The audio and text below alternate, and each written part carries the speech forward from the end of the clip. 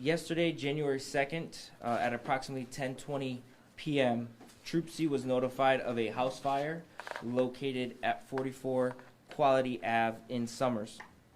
Summers Fire Department and troopers responded. After valiant efforts from the firefighters on scene, multiple victims were rescued, to include one adult. Unfortunately, 4 juveniles were pronounced deceased. The Connecticut State Police Fire and Explosion Investigation Unit and our Eastern District Major Crimes Squad were requested to assist with this investigation. The identities and ages of the deceased will be released once the autopsy has been completed by the OCME. At this time, it does not appear to be criminal in nature. Our hearts and prayers go out to the families and loved ones of the affected by this tragedy. The investigators have been and will continue to work tirelessly to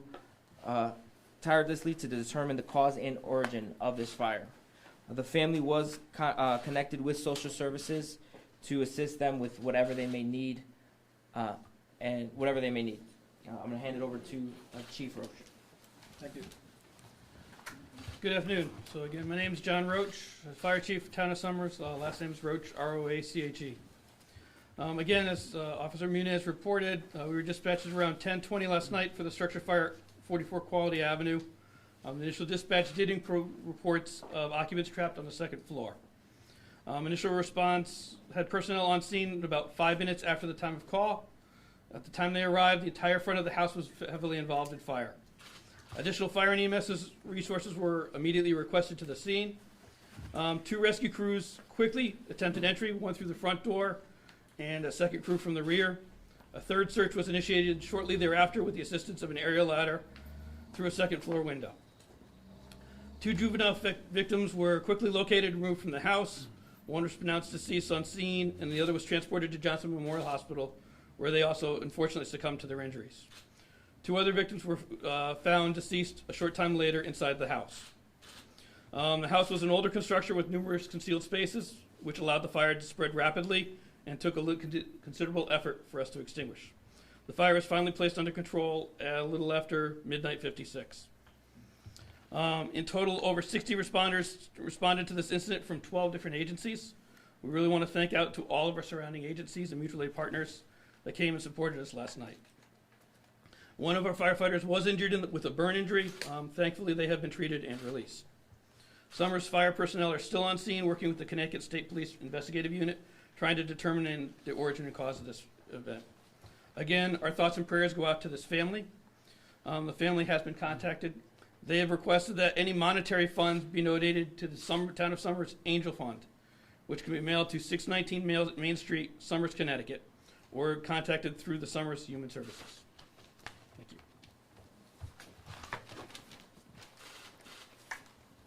That's all we have. Does anybody have any questions? Have you guys found out the cause of the fire? No, not yet. That's still under investigation. Are you able to confirm the ages of the children? Not at this time until the autopsy has been completed. Was there anything obvious, like a Christmas tree or space heater? I think many of you have seen the house. It's pretty damaged. There's a lot of damage. It's going to take some time as our investigators sift through everything to determine that cause and origin. Do you have the gender breakdown of the victims? I do not at this time. Have you been contacted by any of the family members of the victims? The family is, we're in contact with social services, and social services in contact with the family. Can you speak further on the surviving members? There was 3 injured from the survivors, surviving members. One of them did have some serious burns and was treated. The other 2 had minor injuries. All 3 adults? Just one adult. 2 children. One adult, 2 children. Chief, you had said earlier this morning that one of your rescue crews had some trouble accessing the back entrance. Was there clutter in the home? Can you explain a little bit more about I can't get into full details without violating the privacy of how the house was set up, but one of the entrances was difficult for us to get in. So it took some extra effort and work for us to get into the back door. Chief, could you talk about how challenging it was on firefighters? Obviously, very tragic, 4 people killed. Talk about the toll this has taken on the fire department. Yeah, this is a small community, so everybody knows everybody else. So these obviously are 4 kids that are in our community. So it definitely hurts a lot of our members. How are the firefighters doing when they responded? They're working through it. Sorry. Yeah, they're working through it. We've got a lot of resources for our members. We've got counseling services available, EAP, peer support team, so we're trying to put everything in place that we can. Opportunities, and a lot of it's just going to be members coming down and talking with the other members and kind of walking through it and talking through it in their own time. Some of your firefighters know the families? I'm sure. Yep. The kids are all in schools together, so. Denise, do you know if the parents were home at the time of the fire, whether it's a babysitter situation, or was the entire family there? I believe there was an older sibling that's an adult that was supervising the kids. I apologize if you said this already, but just to clarify, how many people were in this two-family home? So yes, so that house, for those that aren't familiar with it, it is a two-family house. The right side had 4 people home at the time. They all escaped without injury. The left side of the structure has 8 people living there. There are 7 that were home at the time of the fire, including 1 adult. Any pets or anything like that, or? Unfortunately, they did have quite a few pets. That we were able to rescue 3 dogs, but there was a litter of dogs that we were not able to rescue in time. This A was- litter of puppies. You said one parent, so this was one parent with 7 children in the home? I believe so, but we're still working out all the details. Chief, can you speak to the community effort in that neighborhood? Like when firefighters arrived, were neighbors trying to help those children? Yes, there were. So some of the neighbors had tried getting out like fire extinguishers and were trying, but the volume of fire was just too great at that point in time. And can you explain just the firefighting efforts again with the older house, kind of the balloon structure, how that? Yeah, so it's a balloon frame. It's an older house. It's probably built 50s, early 60s. A lot of void spaces. It's an older house. Actually, it's even older than that. It's got tube knob wiring, so it's really an old house. But it allowed the fire to very quickly travel from the first floor up to the second floor and spread, and it cut off the stairway, which made it egress almost impossible for the people on the second floor, which was part Was of the it the problem. older child who jumped out of the second floor window? Yes, it was. And Chief, obviously, I mean, you guys are professional, you have a job to do when you get there, and it's to put out the fire and get people out. But as you said, Summers, a close-knit, small community, it must be hard to sort of compartmentalize that. What are you going through today? I think right now we're still in the response mode. We're still there. I mean, I literally just left the scene a half an hour ago. We're still trying to figure out what happened, why it happened. Try to give the family some answers and some closure. So we're still kind of in that go, go, go mode. I think it's going to hit a lot of us in another 24 hours or so when we kind of settle down and the adrenaline stops, and now we have to kind of go back to kind of reality. Maybe for the first selectman too, how are you receiving the news from the community? What are you hearing? We're hearing that cash contributions would be appreciated by the family. Summers Social Services is assisting. The fire department has its own counseling system for firefighters. We haven't heard that much from the community yet, but I suspect there will be many calls very soon. Summers will obviously come together and people rally and unite around each other. Absolutely. Yes, we will. Were all 4 children in the local school system? They were. Can you kind of talk about, Pedro, I don't know if this is for you, about what's next in the investigation? Like, what can people kind of expect in the neighborhood of the house, what answers might come?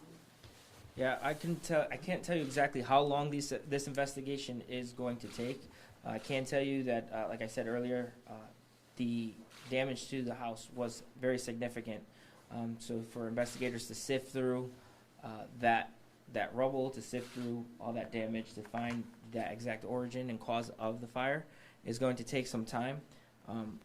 We ask anybody in the public, anybody that has any video of the fire as well, please email that or contact Eastern District Major Crimes or the Summers Resident Trooper so that we can get that video footage to the investigators as well. But yes, it's going to take some time for us to get that cause and origin of that fire. And Pedro, I know you said it would take some time to determine the cause, but can you address the rumor that's out there that a Christmas tree was involved? Can you rule that out? We can't rule that out right now.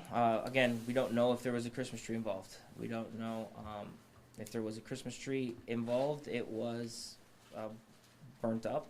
So they have to determine what caused that fire, and they're going to do their due diligence in determining that.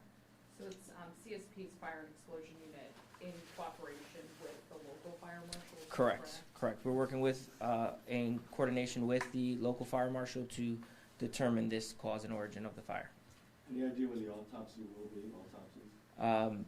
That is we're not 100% sure, but hopefully by the end of today, if not tomorrow. I know we've touched upon this, but it is safe and confirmed to say that this was all part of one family. Correct. Yes. Will the house be condemned? Yes, I would assume so. The Yes. building official has condemned the house. And the family members are being assisted by Red Cross at this time? American Red Cross and the social services. Was that older sibling the only adult in the house at the time? Yes, there was one adult in the house. And were there working smoke detectors? Not able to determine that at this time. We believe there may have been. Some of the members that were in the house did report that they heard the smoke detector sound. So we're still investigating that, but we believe that there may have been. In respect to the victims and some of their injuries and things like that, we haven't had an opportunity to really talk to the victims to get their statements as to exactly what's happened. So we want to give them a little bit of time before we barge in and start asking them a lot of questions, especially when some of them are younger. So that's why this is going to take a little longer. Trooper, is there any reason to believe this is anything other than a total accident, any criminal negligence or anything? No, at this time we don't believe it's criminal in nature. That's all, guys. Thank you. Is it a rental situation? Do you say that in like a landlord? We wouldn't. It's all under investigation right now. I wouldn't be able to tell. Thank you. There was a dog brought in, what